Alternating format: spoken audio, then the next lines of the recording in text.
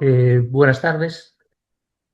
Cuando mi querido compañero Jacinto Ruiz me realizó la invitación para presentar su libro, he de reconocer que tuve muchísimas dudas para aceptarla debido a mi falta de experiencia y como orador público en temas históricos y literarios. Pero bueno, hubo dos razones fundamentales para aceptarla. Y una de ellas fue el gran cariño que profeso tanto a Jacinto como a su mujer Ariana.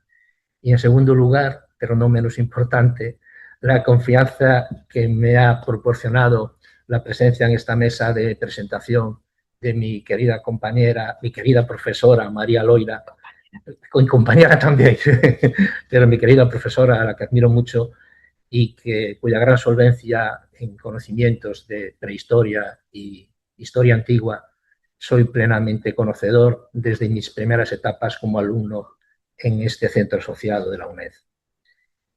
Bien, además de mi antes señalada falta de experiencia en la presentación de este tipo de obras literarias e históricas, tengo que señalarles en primer lugar una tacha importante en mis comentarios, y es que uno de los defectos más habituales que señalan los historiadores especialistas en comentarios de texto histórico, señaladamente el profesor Emilio Mitre, una auténtica autoridad en estos temas, es que el comentarista no debe de buscar en todo momento la imparcialidad y la objetividad.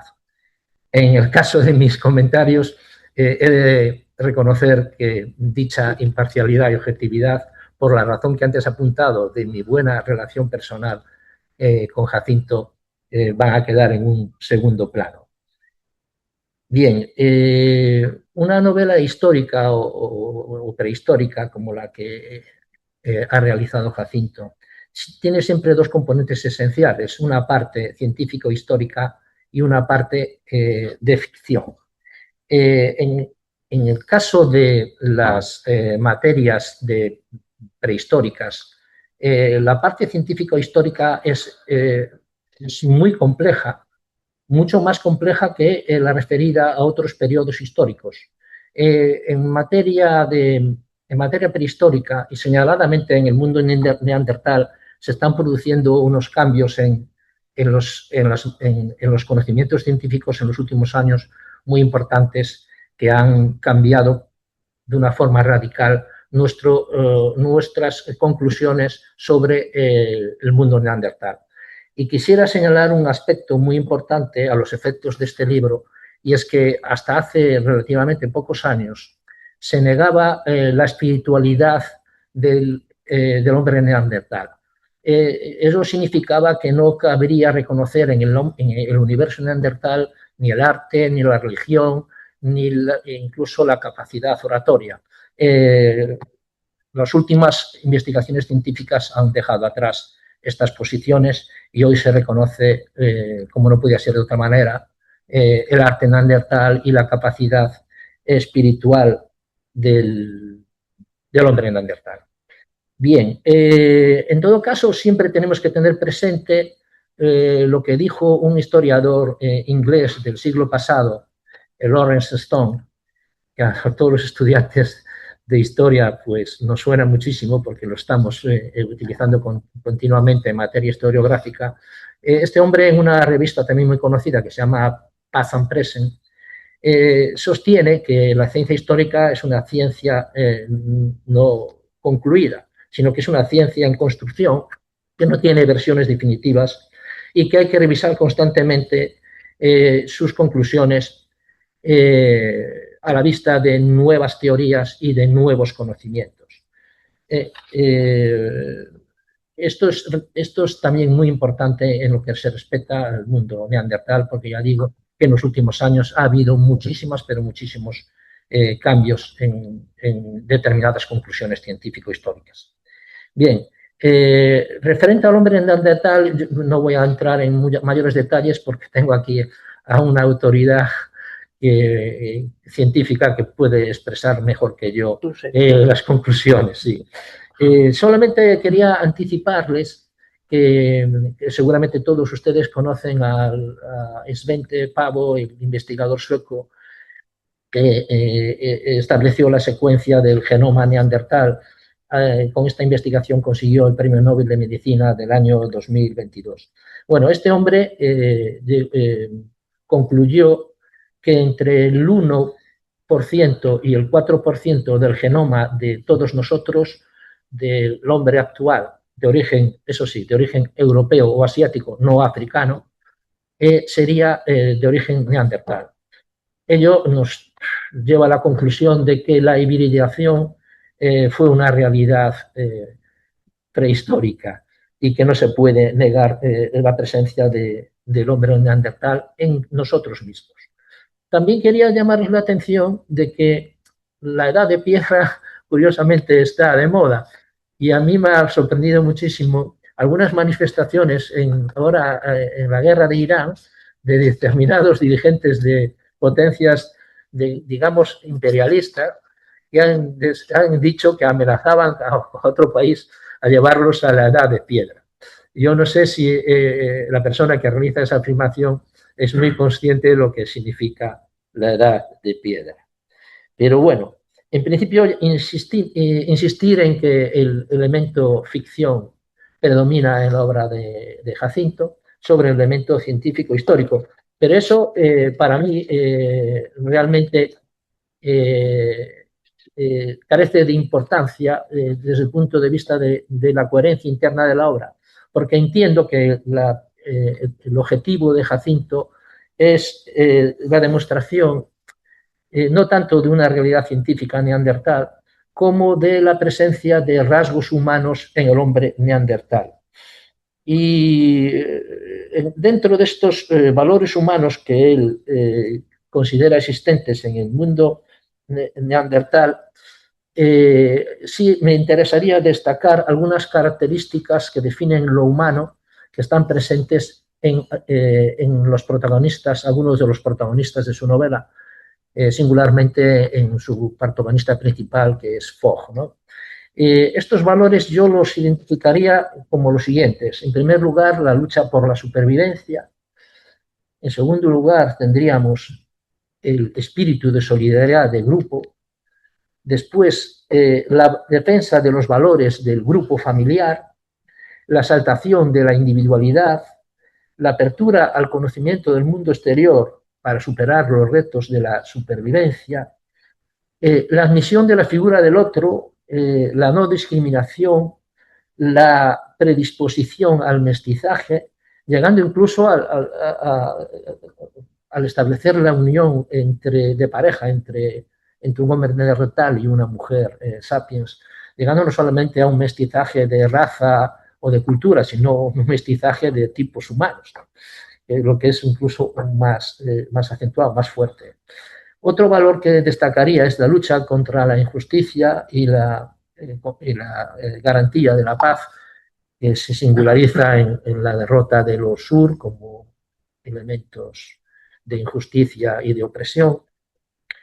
Y por último, destacaría también la valoración del papel de la mujer y concretamente la búsqueda de su independencia, de su valor dentro de la sociedad, que se singularizarían en las figuras de las mujeres guerreras, que participan destacadamente en la resolución del proceso de pacificación con el grupo de los perturbadores UR, que tuvieron una gran valoración. Y esto es todo más o menos lo que yo quería decir.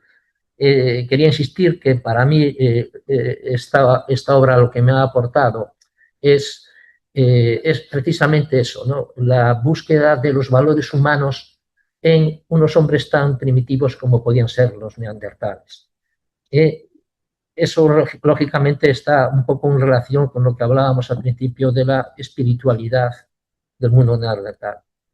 Y ya digo, ojalá la ciencia en los próximos años pueda seguir avanzando en este tema de la posible espiritualidad del hombre neandertal Y también quería también poner en valor la aportación la aportación de la novela histórica a la difusión y al conocimiento histórico. Mucha gente ha llegado al estudio de la historia o al interés de la historia a través de la novela histórica. Todos conocemos los casos de la obra de Umberto Eco, El nombre de la rosa, y el interés que ha despertado en el mundo medieval, y como ese podíamos citar muchísimos más. Ojalá que esta obra de Jacinto pueda también despertar el interés de los lectores por la prehistoria y por el mundo neandertal. Nada más, esto todo lo que tenía que decirles. Muchas gracias.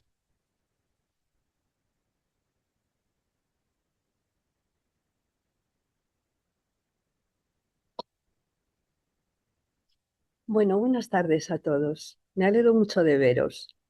Yo coincido en muchas cosas con Raúl, lo suponía, ¿no? Porque ya un poquito hablamos el otro día y estábamos coincidiendo en muchas cosas. Yo os voy a contar un poquito cómo empezó esto para mí. Hace ya unos cuantos años, ya no sé cuántos, 2 años, no. Más. Más años. Jacinto cuenta los años de otra manera. Eres más joven. Pero eran más años. Él llegó un día a clase de prehistoria de la península ibérica y llegó con un motivo muy particular. Él quería meterse en el paleolítico porque quería escribir una novela. Y entonces yo ahora podría decir, y yo ayudé muchísimo en este proyecto, sería mentira. Yo le intenté quitar de la cabeza esa idea todo lo que pude y más, y no una sola vez, hasta el final. Yo remé contracorriente porque me parecía temerario. O sea que si esto ha salido adelante es, tengo que reconocerlo, a pesar de mi intervención. Porque a mí, que me entusiasma la literatura y la historia, pues me gustan por separado. No me gusta la novela histórica, no me gusta la novela prehistórica. Tengo mis motivos, no voy a explicarlos ahora porque no he venido a hablar de mi libro, he venido a hablar del libro de Jacinto. Entonces, sabiendo todo esto y conociéndome, porque fijaos si es valiente, pues aún así él se empeñó en que yo lo presentase. Y lo voy a hacer. Hijo de la roca y el fuego habla del encuentro de dos especies diferentes, como nos comentaba Raúl, de neandertales y de sapiens. Los neandertales habitaron Europa desde hace unos 350.000 años hasta hace aproximadamente 28.000 años. Ellos evolucionaron en este continente a partir de otras especies del género Homo, del heidelbergensis, seguramente de algún otro preneandertal, hoy también ya vamos sabiendo, y unos Homo que habrían venido de África. Y así nació el primer europeo, el neandertal. Hace aproximadamente 40.000 años llega de África otra especie, los sapiens, y conviven en un mismo espacio con los neandertales más de 10.000 años, que a veces pensamos que fue un ratito, más de 10.000 años, hasta que los neandertales se extinguen. Yo creo que había sitio suficiente para todos, porque las densidades de población son absolutamente bajas, ¿no? Entonces, la novela imagina el momento en que toman contacto ambas especies. Fue un momento fascinante. Bueno, pues os decía que la novela imagina el momento en que ambas especies toman contacto, que es un momento fascinante. No sabemos cómo ocurrió, realmente no sabemos cómo pasó esto, pero Jacinto pues hace una propuesta en esta novela. Quiero recordaros lo que decía Raúl, los individuos sapiens no africanos llevamos una carga neandertal en nuestro ADN, entre el 2 y el 4%. Por eso cuando se dice que el neandertal se extinguió, a lo mejor no es del todo correcto, porque el neandertal vive en cada uno de nosotros. Pensemos que en la actualidad hay más ADN neandertal en la Tierra que en el Paleolítico Medio, porque ellos eran muy poco numerosos y nosotros somos realmente un montón. Bueno, Jacinto y yo hemos hablado mucho sobre el tema y tenemos una idea bastante diferente de ese mundo, de esos seres, de sus relaciones, pero como él dice, esto es una novela, no es un tratado de prehistoria. Bueno, Unamuno acuñó el término Nivola para una novedosa propuesta cuando pretendía alejarse del realismo tradicional, y a lo mejor nosotros debemos buscar también un término para definir este libro. A mí, si me preguntáis, ¿es riguroso? Bueno, quizá no. Quizá no. Jacinto no es fiel a la realidad paleolítica. Jacinto es fiel a sí mismo. A lo mejor no presenta un mundo como fue, pero presenta un mundo como él querría que hubiese sido. Un mundo donde priman valores de amistad, de familia, de amor profundo, de lealtad, de honestidad, de integridad. Seguramente muchos de vosotros conocéis un libro de Oriana Fallaci, Nada y así sea, una especie de ensayo sobre la guerra de Vietnam, que recoge su experiencia como corresponsal de guerra. Oriana Fallaci era periodista, como lo es Jacinto, y hay un momento que, acompañada de un militar americano, va literalmente por un campo de cadáveres, pero como si fuera un campo con flores.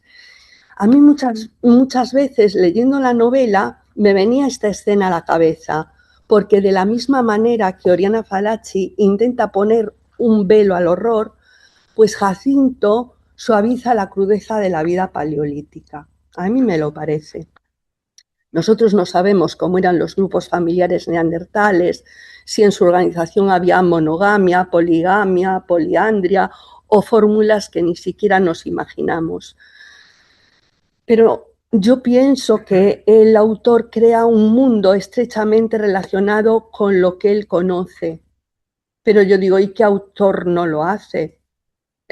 Una vez un crítico literario, creo que era francés, hablaba de la obra de Valle-Inclán y se maravillaba de la imaginación que tenía don Ramón María al crear un paisaje verde, frondoso, húmedo, tan alejado del árido paisaje castellano. Este crítico desconocía que Valle-Inclán era gallego y su paisaje mental era verde, húmedo, frondoso. Él no imaginaba, él recordaba, y Jacinto también. Él no puede imaginar un mundo donde la familia no sea un elemento que el individuo necesite como el agua. La familia y el amor mueve a los personajes y conmueve al lector. Yo quiero leeros unas líneas, ¿sí? Dice, recordó su infancia, los días en los que jugaba con sus amigos a ser cazador, imaginándose grande y fuerte como los demás hombres de la tribu, o escuchando la risa de su madre como una melodía que siempre lo reconfortó. Ella fue quien le enseñó casi todo en los primeros momentos de su vida, a cazar, a recolectar, a sobrevivir en un mundo que a menudo era cruel y despiadado. Su amor era un refugio, un abrigo en el que guarnecerse cuando las cosas no salían como quería. Además, en esta novela hay una preocupación constante, y también lo señaló Raúl, por dignificar la figura de la mujer, de la hembra neandertal y de la hembra sapiens. Sabe Jacinto que en esto tengo tanta exigencia como con el rigor histórico. Y podemos tener grandes discrepancias también, pero esto nos permite largas charlas de café y entonces así nos viene estupendo. Pero quiero recordar que el tratamiento de los personajes femeninos es cuidado, es medido, es sentido, y eso es algo que yo le agradezco. Jacinto siente simpatía por las mujeres y por los neandertales, eso se nota. Y me atrevo a decir que Jacinto siente simpatía por todos los que han sido injustamente tratados. De hecho, él ya está en otros proyectos que de alguna manera tocan el tema del sufrimiento humano, ¿no? pero siempre hay un optimismo, un optimismo que nos permite vislumbrar que hay esperanza. También esto se lo agradezco mucho, porque nuestra experiencia vital nos lleva a dejar de creer muchas veces en los seres humanos. Jacinto, como novelista y como persona, que es todavía más importante, te hace creer que valemos la pena, que hay malo, pero que también hay bueno. Así que yo quiero invitaros a que leáis el libro y que saquéis vuestras propias conclusiones. Espero que os haga reflexionar y sobre todo que os llene de curiosidad sobre ese mundo de hace unos 40.000 años. Si queréis saber más, pues entonces venís a clase de prehistoria. Os invito. Y no voy a añadir nada más, no quiero hacer spoiler, simplemente advertir también, como lo que dijo Raúl, ¿no? Que no estamos valorando desde la ecuanimidad, porque es imposible, porque por encima del novelista para nosotros está el amigo. Así que nada más, muchas gracias.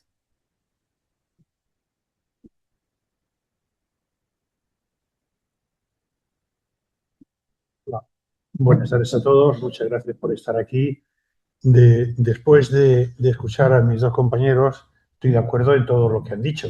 Es más, si alguno de ellos hubiera dicho que he hecho un tratado de historia, me habría marchado antes. Yo no he intentado en ningún momento hacer un tratado de historia y esa fue la continua apuesta que hemos tenido. Una profesora que me ha enseñado, sin ella querer, pero queriendo, a descifrar un mundo, el del neandertal, que en la novela no es neandertal, sino hombre antiguo, frente al hombre coloreadito, el hombre oscuro, que es el sapien que viene africano, esos que mandamos cuando llegan con pateras que los internen en campos de concentración en Albania o en otros lugares, pues bueno, yo lo he escrito. Esto es una novela de ciencia ficción que naturalmente, como habla de un planteamiento histórico, se enmarca dentro de, sería una novela de ciencia ficción histórica, porque toca una parte de la historia desde el concepto absolutamente narrativo de una novela. Yo, para hacerme fuerte en mi idea, porque sé que esto podía, y más en esta sacrosanta santa y con una profesora como María, hacérmelo más difícil. Yo desde el primer momento le he dicho a María que me gustaría, como un favor, que fuese ella la que de alguna forma destripase los sentimientos y cómo he visto yo el mundo neandertal. Casi todo lo que han dicho, de verdad, que es para aplaudir, porque es cierto, algunos de los valores cuando se hace una novela se trasladan desde la parte del que lo hace a la parte del que lo recibe. Cualquier novela pasa a ser más del que la lee al cabo del tiempo del que la ha escrito. Yo siempre he pensado que todo lo que no está probado es probable. Entonces, igual que un hueso señala lo que has comido, dónde has estado, cuál es la tierra que te cobijó, si era un mamut o era cualquier cosa, y la cantidad de recolección que has hecho, lo que no te explica era cómo eran los sentimientos. Como ha explicado muy bien María, aparte que se lo voy a decir, pues a lo mejor eran monógamos, polígamos o incluso endogámicos, que posiblemente es una de las razones que algunos historiadores señalan como una de las muchas causas también de la desaparición de los neandertales en un paisaje tan amplio como una Europa prácticamente sometida al glaciar y encima muy alejados unos de otros, con lo cual a lo mejor las relaciones padre-hija, pero eso yo no sé, esa tarea no se la quiero quitar a los investigadores. Yo, claro, cuando María me daba eso, yo le daba la razón, pero decía, mi novela va a abarcar otras cosas, va a ser un poco más lo que es una novela, buenos y malos, con un grito de esperanza y todo el aprendizaje que he aprendido, que es mucho.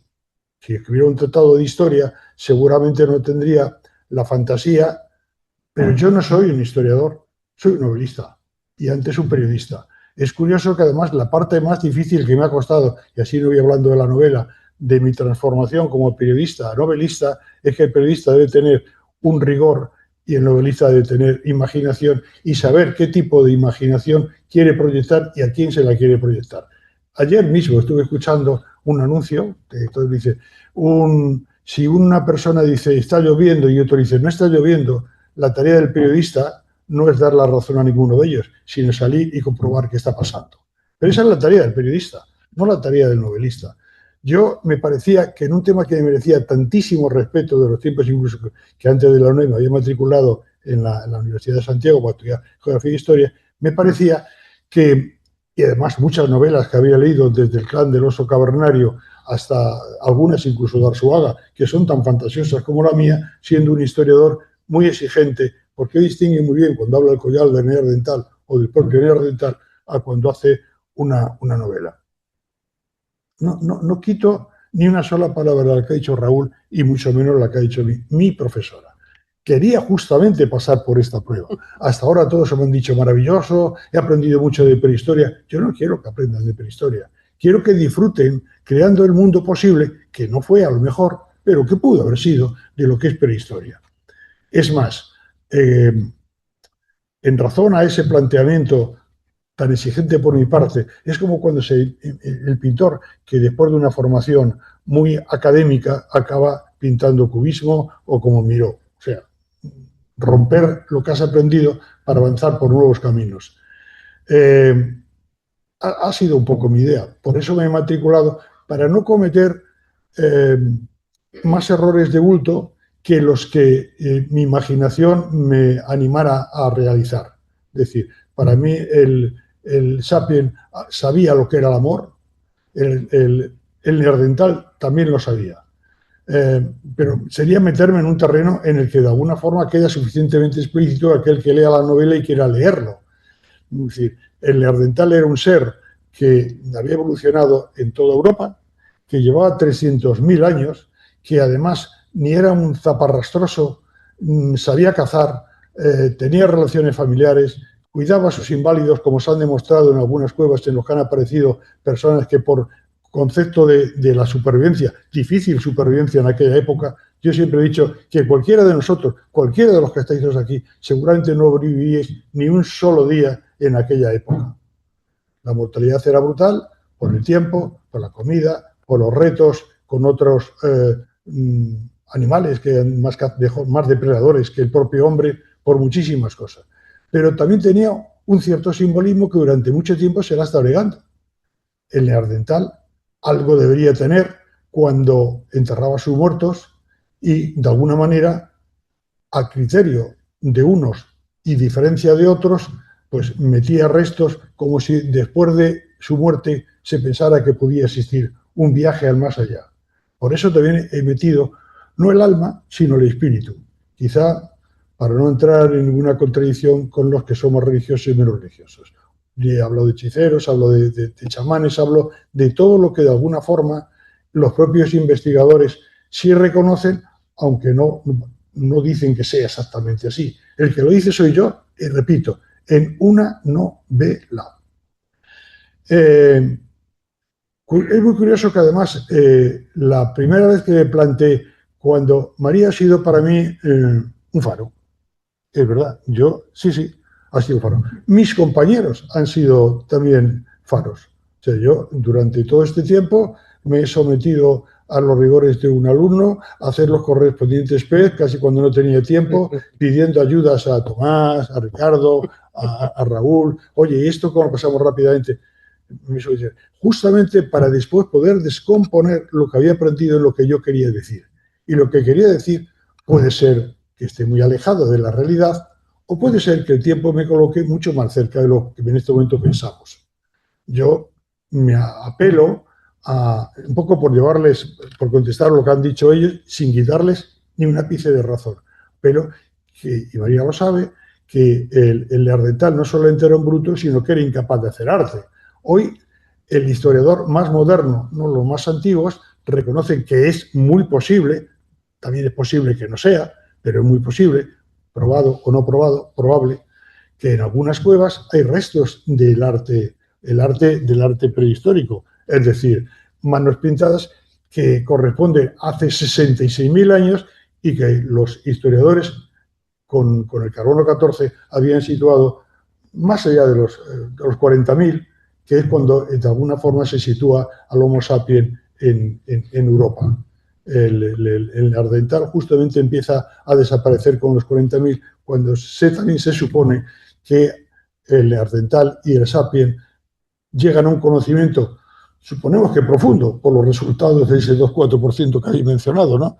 que ha tenido, que también se negaba a la hibridación durante mucho tiempo y ha tenido que ser un investigador, siempre la ciencia es lo que va a descubrir todo, el que nos diga que todos nosotros somos un poco neandertales. Afortunadamente, creo yo, porque era el pueblo. Pero no me quiero apartar de la idea de la que estaba antes hablando. María ha sido para mí, como he dicho, un faro cuando de alguna forma en esas múltiples conversaciones yo le entregué lo que los novelistas llamamos una Biblia, es decir, 4 o 5, no, eran 10 o 12 páginas. Seguro más. Yo creo que más, ¿no? Por lo menos 20, sí, soy un poco exagerado en todo. Y me dijo, esto no es un mundo neandertal, tienes que crearlo, no sabemos cómo era. Y entonces dije, pues tienes razón, a lo mejor no he tirado el mundo neandertal como un investigador de su talla realmente le hubiera gustado. Pero es que, como ya ha reconocido, los novelistas de ciencia ficción histórica no le gustan, salvo yo, que soy un amigo suyo. Y por eso, a pesar de ese riesgo, he dicho, María, preséntame la novela. Raúl, que es otro compañero, podéis haber dicho a Tomás, que está ahí, o Ricardo, quiero que me acompañéis porque habéis participado de mis dudas y de mis desconocimientos y conocimientos. Y esa es un poco la novela. Una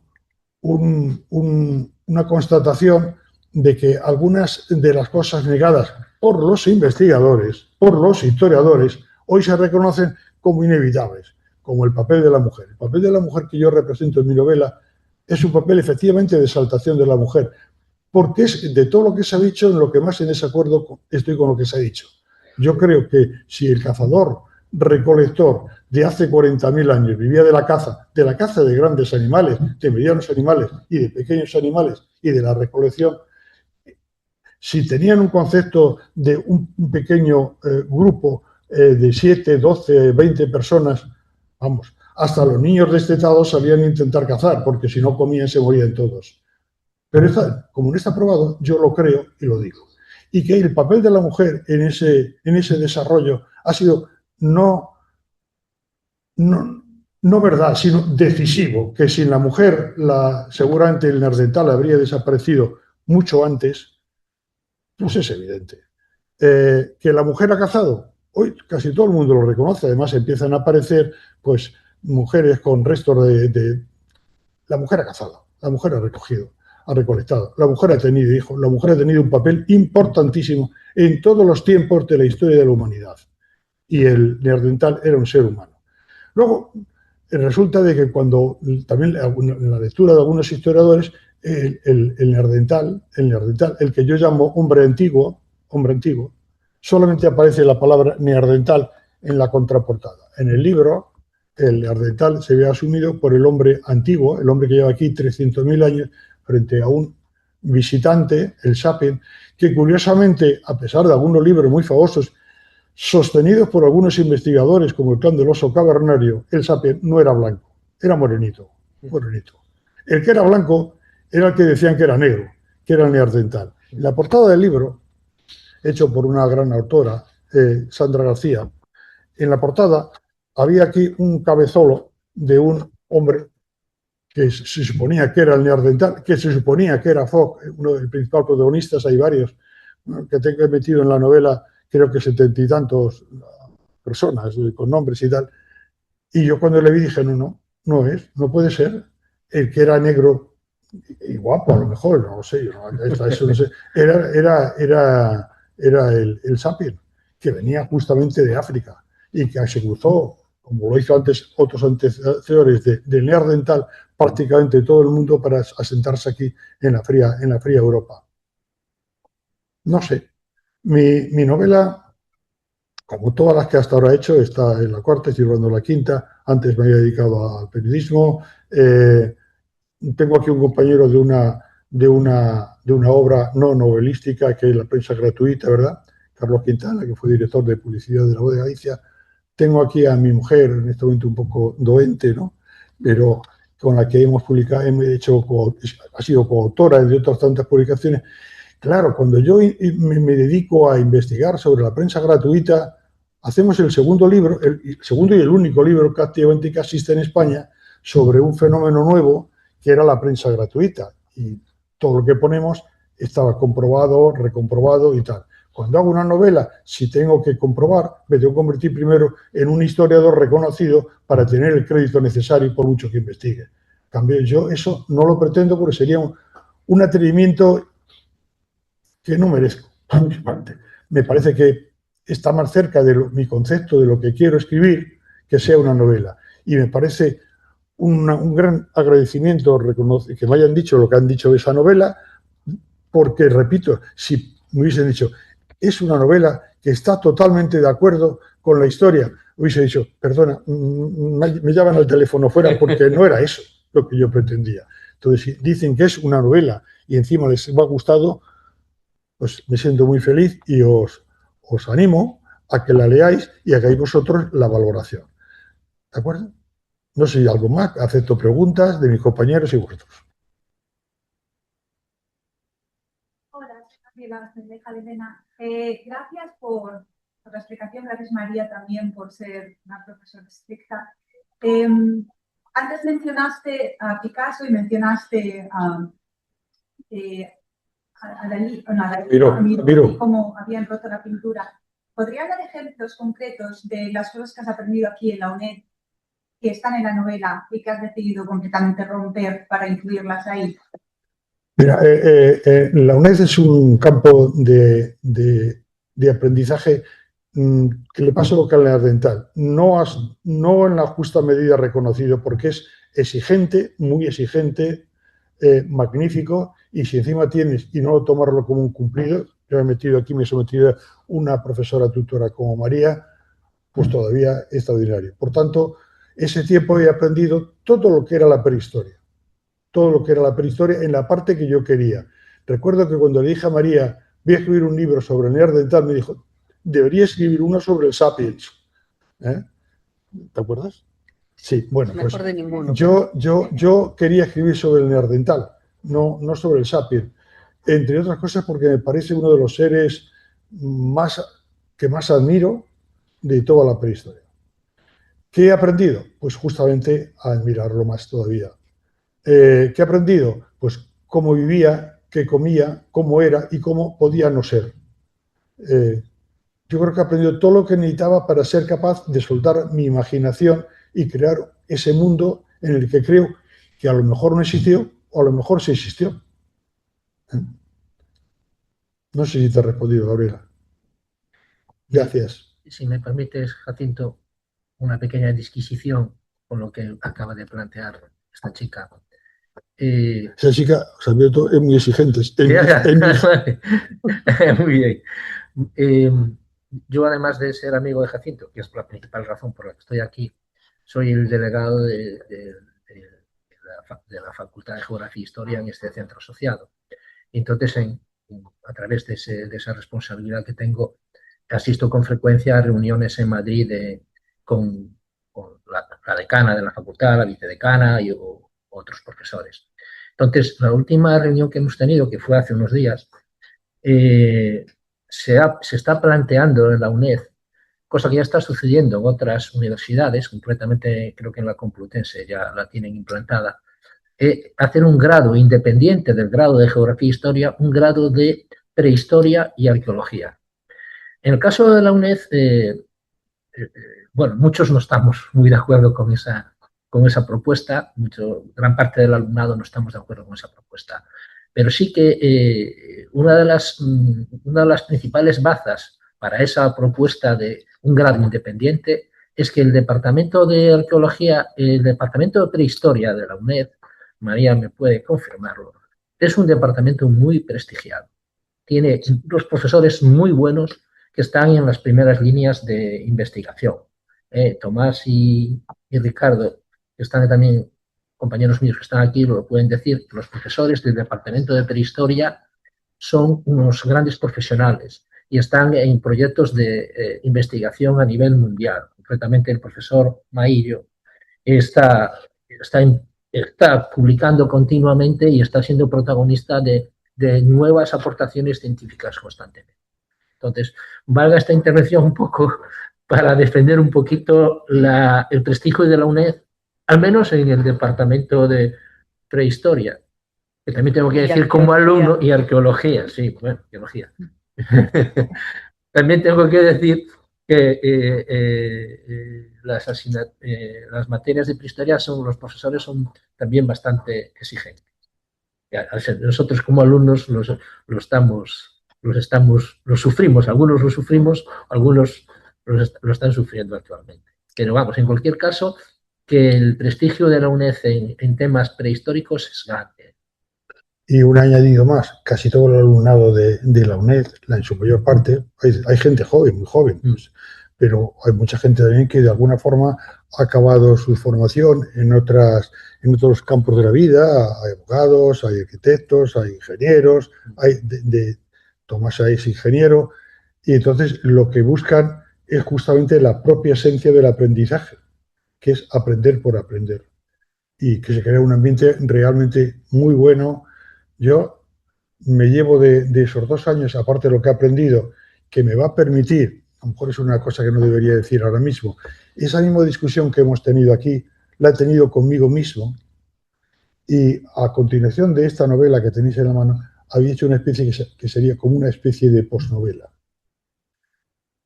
que es algo parecido a lo que de alguna forma también hemos tenido con María, es decir, esa conversación entre la profesora,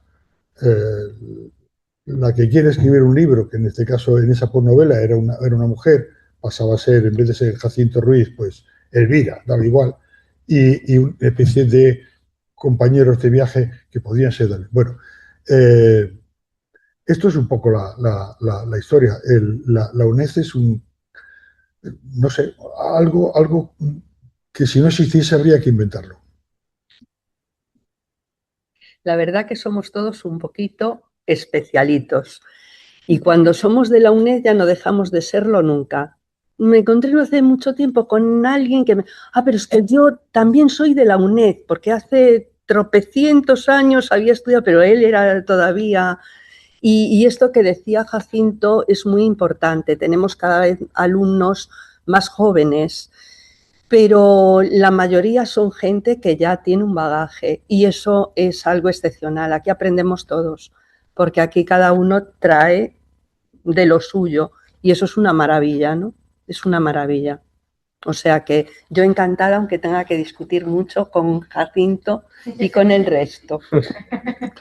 Mira, quizá a veces lo que has aprendido en un año se sustancia simplemente en una impresión, en una emoción. Un 17 de mayo, un grupo que está aquí citado en el agradecimiento, el grupo que llamo de las cuevas, habíamos estado en la neocueva de Altamira y de pronto nos enteramos que ese día, el día de los museos, la neocueva iba a tener solamente 2 pases, uno tarde y otro de primera hora de la noche, con una iluminación única para ese día. No iba a tener hogueras, ni iba a tener luz eléctrica, no iba a tener nada. Iba a tener una iluminación con el tuétano de los huesos, como en la etapa prehistórica. Todos los que fuimos allí habíamos tenido el día anterior, o vamos, unos días anteriores, esa emoción de encontrarte, yo ya había estado, esa emoción de encontrarte con algo que es un trozo todavía sin debidamente valorar, que es el arte prehistórico en el periodo magdaleniense, esa sensación de que si el bisonte se mueve por un lado, se mueve por el otro, que lo haya pintado, qué tipo de mensaje nos querían dar los prehistóricos con eso, no importaba. Allí habías aprendido en la UNED y en el aprendizaje a convertir la palabra en emoción. Y todos los que estuvimos allí salimos realmente no encantados, encantadísimos. Es verdad. Lo creo. Porque aparte de recomendaros leer el libro de Jacinto, también os recomiendo que visitéis todas las cuevas que podáis. Yo soy una entusiasta. Yo no soy investigadora de prehistoria antigua, mi mundo es el romano, ¿no? Dentro de la arqueología, pero esa es mi segunda opción. Yo no me pierdo una cueva, no, es que es una experiencia maravillosa. A los que nos gusta el arte, a todo el mundo, ¿no? siempre vamos a encontrar algo. Te metes allí dentro y te encuentras con cosas que a lo mejor no pensaste nunca, ¿no? Me parece un mundo maravilloso. Bueno, ¿dónde pongo? Aquí. Yo como siempre facilitando las cosas. Están en alguna caja de por aquí, ¿no? Pues tienen que estar dentro. No, ya están dentro. Están dentro. Pues están Sí, aquí. están allí en una mesa allí. Están en una Nada, mesa. no hay No nada. hay nada. Se trata de le voy a pedir a Verónica o Isabel que... ¿Cómo te surgió la idea de esta novela? ¿Trabajando aquí en la UNED o...? No, en realidad yo vine a la UNED justo a intentar escribir una novela, como dije, el primer día. Con lo cual, tampoco me importaba mucho ser el alumno más brillante, si lo que yo buscaba era lo que estaba encontrando.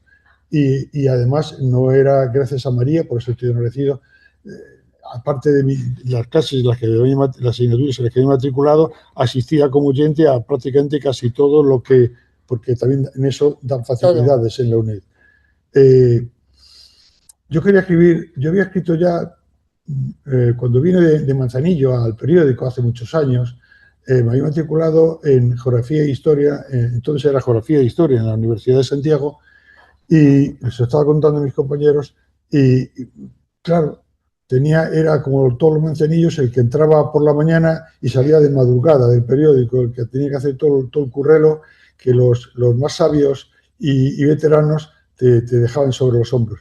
Y me resultaba muy, muy, muy, muy, muy, muy difícil poder compaginar y venir de Santiago. Entonces hay un compañero que me facilitaba unos apuntes deliciosos, porque estaban muy bien escritos, muy bien sintetizados, siempre al día, hasta que un día me dijo, entre los apuntes te pongo una cosa, dame una respuesta.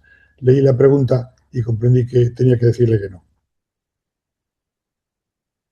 Entonces dejé esa historia. En aquel momento yo recuerdo que ya sentí una especie de admiración por la prehistoria y quería saber más. Yo en mi colección de libros los tengo totalmente apartados porque, bueno, tengo unos 5.000 libros o cosas así, pero los libros de prehistoria, con toda la saga del clan del oso cavernario, de todos, junto con los que son novelas, junto con los libros de texto, incluidos los de la UNED, los tengo en mucho aprecio. Y pensé, por eso me vine aquí, pensé en que quería escribir un libro sobre el neandertal.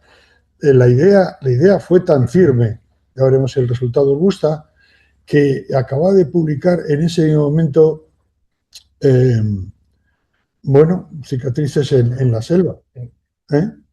Y anteriormente 3 días y medio. Y yo, después de Cicatrices en la selva, que también es una novela de ficción histórica situada en 1960, en plena Guerra Fría, con enfrentamientos así casi parecidos a los que tenemos ahora, con menos bombas. Pues bien, de pronto me entró la toulada y dije, prehistoria.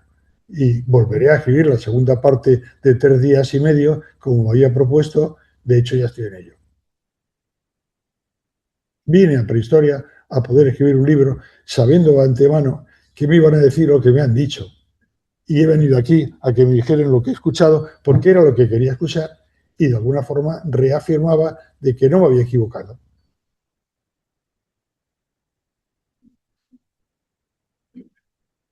Me soy mucho, venga, alguno más, venga. ¿Qué? Hola, Ricardo. María y Raúl, ¿en qué ámbito geográfico se mueve la historia? ¿Península Ibérica? Península Ibérica. Península Ibérica. Sin citarlo, porque yo no sabía ni qué eran neandertales, ni qué era la península ibérica, y posiblemente no sabría ni qué era el norte del sur, ni 1 metro de distancia, ¿no?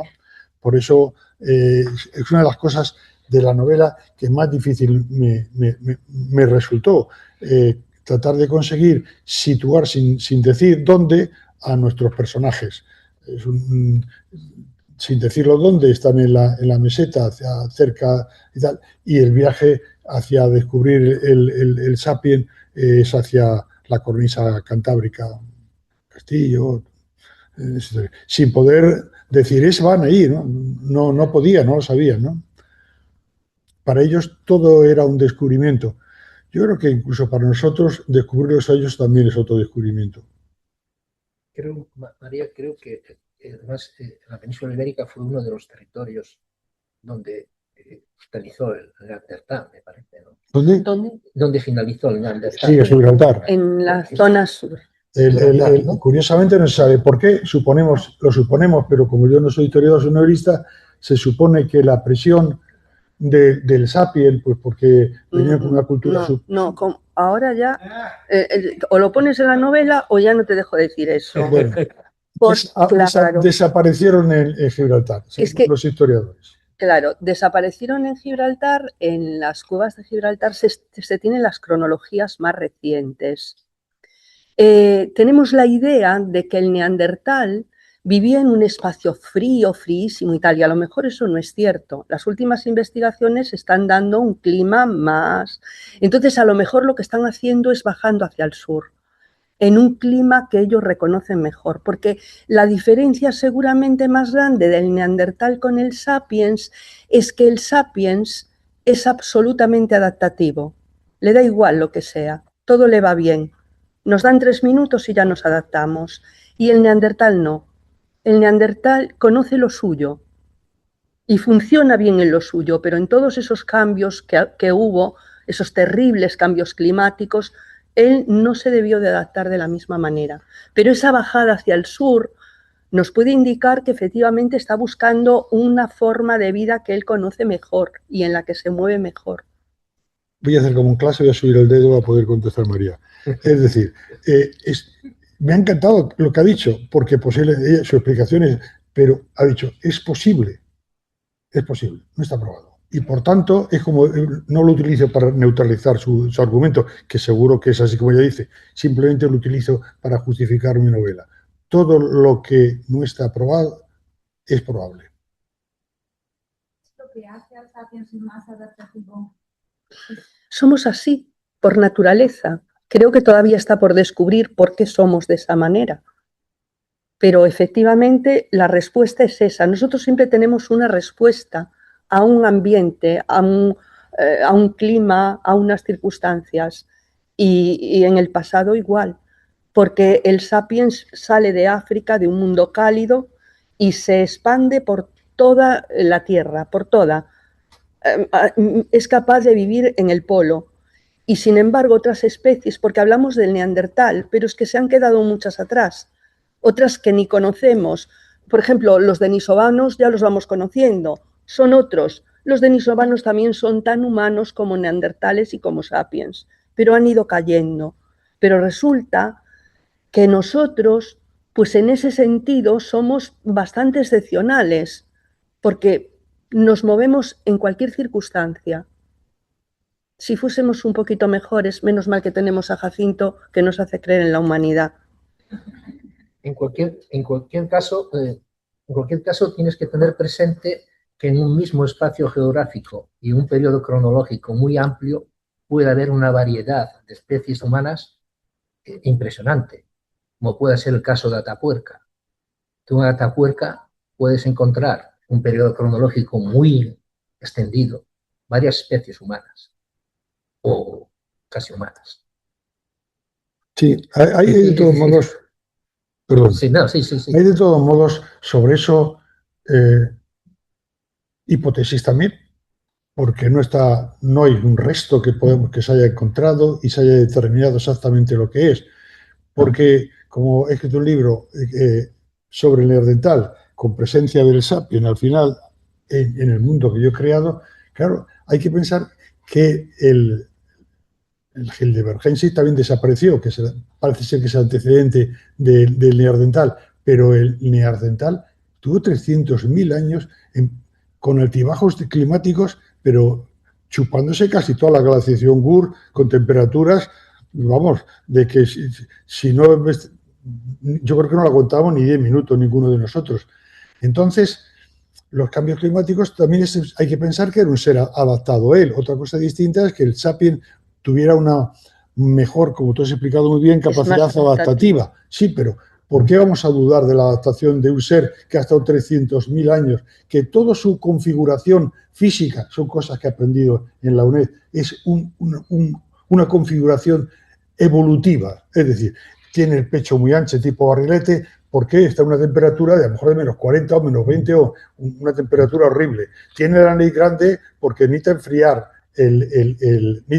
calentar el aire frío que le entra. Es de piel blanca porque hay menos sol y necesita vitamina. Esto sí que lo cuentan los investigadores. O sea, ¿por qué ese ser que ha nacido de la propia adaptación a la naturaleza en la que se mueve, el cambio climático le va a afectar más que al sapiens? No lo sé, yo no lo sé. No he leído la respuesta en ningún libro. ¿No? Pues no te preocupes que te lo pasaré. Venga, y te lo leerás. Tranquilo. Que me convenza. Estamos separando sapiens de neandertales, cuando el nombre científico es neandertal sapiens. Es sapiens neanderthalensis y sapiens sapiens. O sea, los dos son sapiens, ¿eh? Raúl, pero fíjate, pero fíjate, Raúl, una cosa muy importante, que explica también una cierta intencionalidad malsana con respecto al neandertal. Parece que soy yo el abogado, voy a pasar la factura del neandertal. Solamente soy alguien que ha escrito una novela de ficción. Casi nunca, en los libros se ve, incluso a veces escondido, no pone sapiens neanderthalis, pone neandertal y andando, porque sapiens son personas, porque además uno tonto, nada. Sí, sí. Bueno, eso ya no hay investigación que lo sostenga. Eso es una cuestión decimonónica. Las premisas, cuando se empieza a estudiar prehistoria, en el siglo XIX, a finales, pues eran como eran. O sea, estaban los seres humanos con una carga religiosa increíble, entonces todo eso es lógico que fuese así. En la actualidad, para nada. O sea, cuando yo digo que somos más adaptativos, no digo, ¡ay, somos más adaptativos, qué bien! No, es simplemente un dato, no somos ni mejores ni peores. Y en nuestro afán de superar todo, pues nos hemos puesto el título de sapiens sapiens, pero nos lo hemos puesto nosotros, y a los otros le hemos puesto sapiens neanderthalensis. Eso no significa nada. Nosotros es que tenemos toda la variedad. Somos desde los más listos a los más tontos. Tenemos una variedad en todo. Y eso es lo que nos permite. Nosotros somos muy variados, y eso es lo que nos permite, como especie, seguramente, tirar adelante. Seremos nosotros mismos los que acabemos con nosotros. Sin duda, nosotros. Pero sí que hemos resultado porque estamos aquí. O sea, que hemos resultado. Bueno, yo creo que ya podemos ir. Yo os invito a indagar en el neandertal, en el sapiens, en las cuevas. Lo vais a pasar bomba, de verdad. Pues es que hay ahora de un poco en la historia del neandertal, hasta hace poco, yo, bueno, por la gente que estamos aquí ya hace una edad, yo tuve una cerca de los 60, yo desde pequeño veía la evolución de los pequeños vídeos y neandertal estaba como un paso atrás en la evolución. Sí. Pero es que era, claro, cuando la investigación desconocía todo el resto. Pero es que hoy, claro, la investigación ha tenido unos avances, pero ni siquiera en los, ¿qué te digo? En los últimos, a lo mejor, 10 años. Es que yo he estudiado otra prehistoria.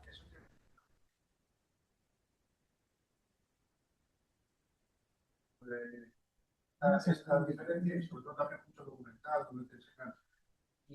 y recientemente hemos hecho un viaje al extranjero y en un sitio así de moda había un señor que, si tengo la foto de la pasada Jacinto, es un neandertal teniendo ese libro de Sapiens. Sí. Muy gacho con el tema, ¿no? Pero vestido trajeado. Sí. A lo mejor en Alemania, en el Museo Neandertal, allí lo tienen así.